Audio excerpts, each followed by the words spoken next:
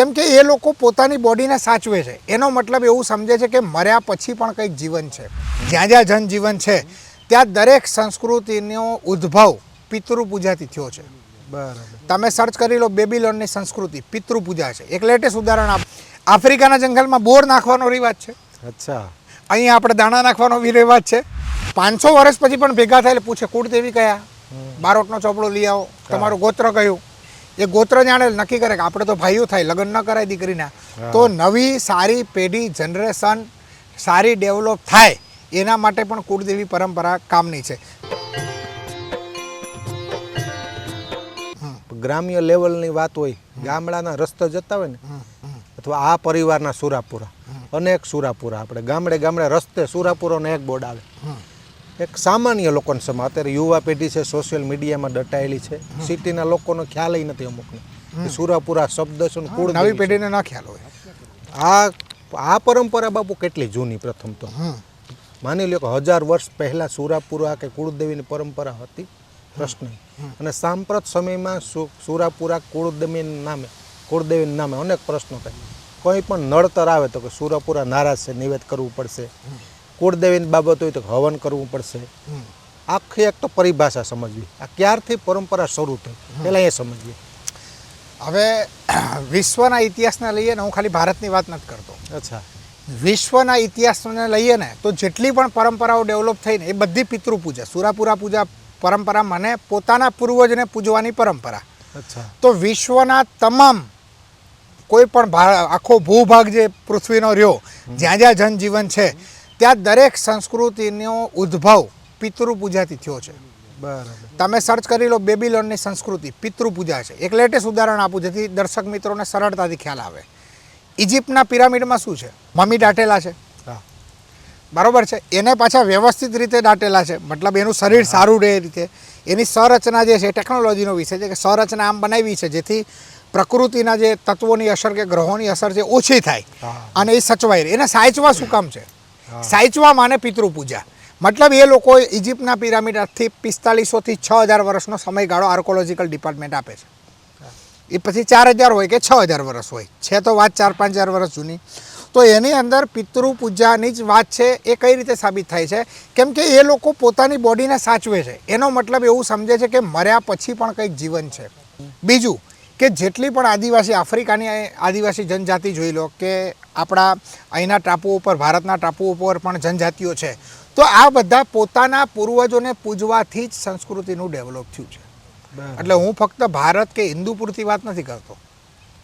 આખા વર્લ્ડની જેટલી પણ સંસ્કૃતિ કે પરંપરાઓ ડેવલપ થઈ છે એ બધાનો મૂળ આધાર પિતૃપૂજા છે.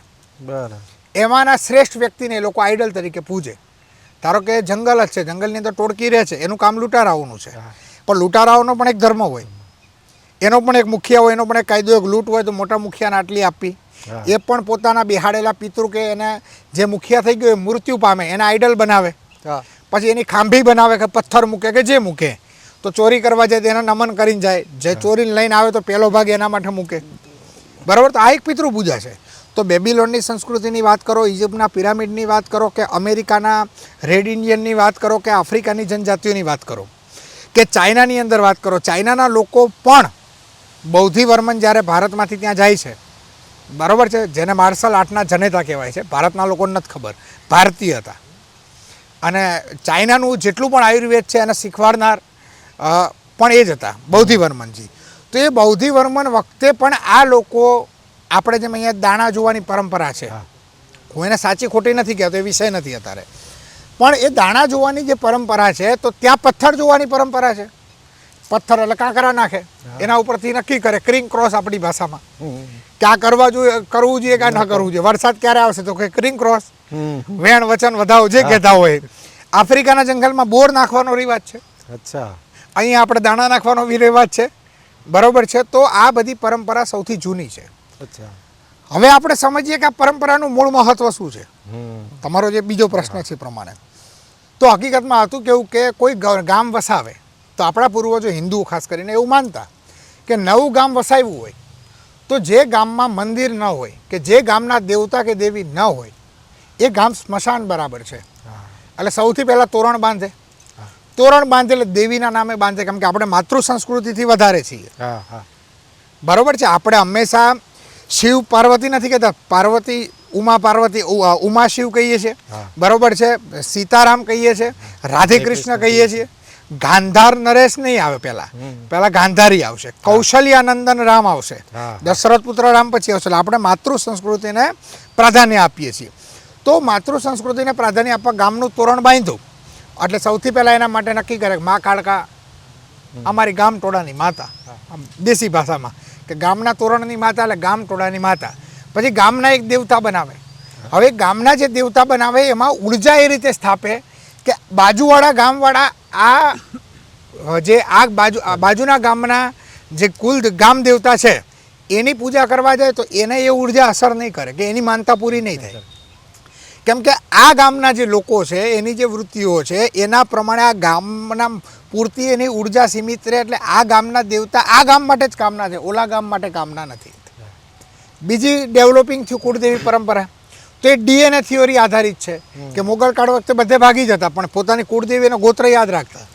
કુળદેવી અને ગોત્ર યાદ રાખે એટલે થાય શું કે 500 વર્ષ પછી પણ ભેગા થાય એટલે પૂછે કુળદેવી કયા, બારોટનો ચોપડો લઈ આવો, તમારું ગોત્ર કયું. એ ગોત્ર જાણે નક્કી કરે કે આપણે તો ભાઈઓ થાય, લગ્ન ન કરાય દીકરીના. તો નવી સારી પેઢી જનરેશન સારી ડેવલપ થાય એના માટે પણ કુળદેવી પરંપરા કામની છે. સાંપ્રત સમયમાં શું કામની છે પણ કહું. એક સમય એવો હતો કે અહીંયાથી કોઈ વ્યક્તિ સિટીમાં કમાવા માટે જાય કે પરદેશ કમાવા ગયો, એ પાછો ક્યારે આવે? આઠમના નિવેદના દિવસે. આઠમના નિવેદના દિવસે પાછો આવે. એ જ્યારે પાછો આવે ને ત્યારે કુળદેવીની સાક્ષીએ ભાઈઓ બેસી અને પોતાના સુખ દુઃખ બાટી શકે. કેન્દ્ર સ્થાનમાં કોણ? દેવી. તો દેવીના લીધે એકતા રહે. કંઈક ખોટું કરે તો ઓલો ભાઈ વિચારશે ઓલો કુળદેવીને પ્રાર્થના કરી હશે મેં 2 વીઘા વધારે લીધી તો બીકના મારી 2 વીઘા વધારે નહીં લે. તો ભાઈઓમાં એકતા જળવાઈ રહે, ભાઈઓમાં દુઃખ દર્દ બરોબર છે. ગમે એવું 2 ભાઈઓ વચ્ચે બગડી ગયું હોય પણ આઠમના નિવેદે તો ભેગા બેહવું પડે ને માતાના મઠમાં, તો એ પાછા એક થઈ જશે. તો આ રીતે સામાજિક લેવલે ફાયદા તો છે જ. બીજું કે કોઈ પણ વ્યક્તિ ક્યાંક તો ઝૂકવો જોઈએ ને, કે અસ્તિત્વ છે બનાવનાર, ક્યાંક તો ઝૂકવો જોઈએ. પછી એ ગામ દેવતાના નામે ઝૂકી જાય, ગામ દેવીના નામે ઝૂકી જાય કે પોતાના સુરાપુરાના નામે ઝૂકી જાય, કોઈ પણ રીતે ઝૂકી જાય એનો કોઈ વાંધો નથી. પણ કમસે કમ એ ક્યાંક તો નમવો જોઈએ. એટલા માટેની આ પરંપરા છે અને આજકાલની નથી, આદિકાળથી છે. રામાયણની અંદર બરોબર વિભીષણ લક્ષ્મણજીને સમજાવે છે કે જો ઇન્દ્રજીત પોતાનો યજ્ઞ પૂરો કરી લીધો કુળદેવીનો યજ્ઞ જો પૂરો કરી લીધો તો એને ભગવાન રામ પણ હરાવી નહીં શકે, એટલે એનો યજ્ઞ ભંગ થાય છે. હનુમાનજી જેવા લંકામાં એન્ટર થાય ને એટલે પહેલી દેવી નડે છે, એટલે એક રાક્ષસી બતાવે છે. આપણે તો પેલા વિડીયોમાં બતાવે એટલે રાક્ષસીના જેમ બતાવે. એને મારે પછી જ નગરમાં એન્ટ્રી થાય. બરોબર છે. તો આ પરંપરા રામાયણ કાળ કે એના આસપાસના સમયથી અને વિશ્વની જેટલી સંસ્કૃતિ બધી પિતૃ પૂજાથી જ આવી છે, પોતાના પૂર્વજોને પૂજવાથી. હવે એક પ્રશ્ન સાંપ્રત સમયનો, કંઈ પણ ધાર્યું કામ ન થાય, વારંવાર ઘરના દુઃખી થતા હોય, માંદગી આવતી હોય પરિવારમાં, તો કે સુરાપુરા નારાજ છે, 2 નિવેદ કરવા પડશે, કુળદેવી નારાજ છે, એક યજ્ઞ કરવો પડશે, આ ખરેખર નડતરરૂપ બને? જો એ મનથી નક્કી કરી લેશે ને કે મને માં મેલડી નડે છે કે માં સુરાપુરા નડે છે, તો હું એવું કહું છું 33 કરોડ દેવતાઓ એને નડતરમાંથી બચાવી શકતા નથી. બીજું કે મા બાપ તમારા જીવતા હોય, છોકરો ગમે એવો આડા કામ કરે, ગમે એવું કરે તો સગો બાપ એના દીકરાને શ્રાપ આપે ખરો? નહીં. તો મર્યા પછી તો તમારા પૂર્વજોએ બીજે જન્મ લઈ લીધો હશે, એની ઉર્જા શાશ્વત હશે. જે ઉર્જા સુરવીરતા પૂરેવી ઉર્જા હોય તો 100% એ ઉર્જાને નમન કરવું જોઈએ. પણ જીવતા મા બાપ જો તમને ન નડતા હોય તો મર્યા પછીની આવી ઉર્જાઓ નડે નહીં. પણ આ પણ એક અગ્નિ જેવું છે કે તમે માનસિક રીતે નક્કી કરો કે અમારા પૂર્વજની ઉર્જા અમને નડે છે, તો હું ગેરંટી આપું તમને 100% નડે છે ને તમને નડતર છે. પણ એ જ રીતે તમે વિચારો મા મેલડી કે અમારા સુરાપુરા અમને મસ્ત રીતે આશીર્વાદ આપી રહ્યા છે, તો હું ગેરંટી આપું દુનિયાના 33 કરોડ દેવતાઓ તમારા સુરાપુરાને કે તમારી મા મેલડીને તમને આશીર્વાદ આપતા કોઈ દુનિયાની તાકાત નહીં રોકી શકે. એટલે આવું કાંઈ નડતર હોતું નથી. પણ તમે અગ્નિ છે એને બાળવા માટે જ લ્યો, હાથ બાળવા માટે, તો એ તમને બાળે. બાળે. તમે નક્કી કરો કે આશીર્વાદ રૂપી રસોઈ આપે છે તો એ જ અગ્નિ તમને રસોઈ આપશે. એટલે પિતૃઓ જે છે ને એ અગ્નિ જેવા છે, હા એની ઉર્જા અગ્નિ જેવી છે. તમારે નક્કી કરવાનું તમારે રાંધવું છે કે બળવું છે. અને સાંપ્રત સમયમાં બાપુ 2025માં ગાંધીજી જેવી અહિંસા શક્ય છે? ગાંધીજી જે કહે છે સત્યના પ્રયોગોમાં અહિંસાનું, અત્યારે શક્ય છે ખરું? હવે ગાંધીજીએ જે વ્યાખ્યા કરી છે ને અહિંસાની, એની સાથે હું સહમત નથી. મારા દ્રષ્ટિકોણમાં હું જે ધર્મશાસ્ત્ર સમજો છું એના પ્રમાણે જો હિંસા અને અહિંસાની વાત હોય ને, ધર્મ માટે કરેલું દરેક કામ અહિંસા છે. અચ્છા. અને અધર્મ માટે કરેલું દરેક કાર્ય હિંસા છે.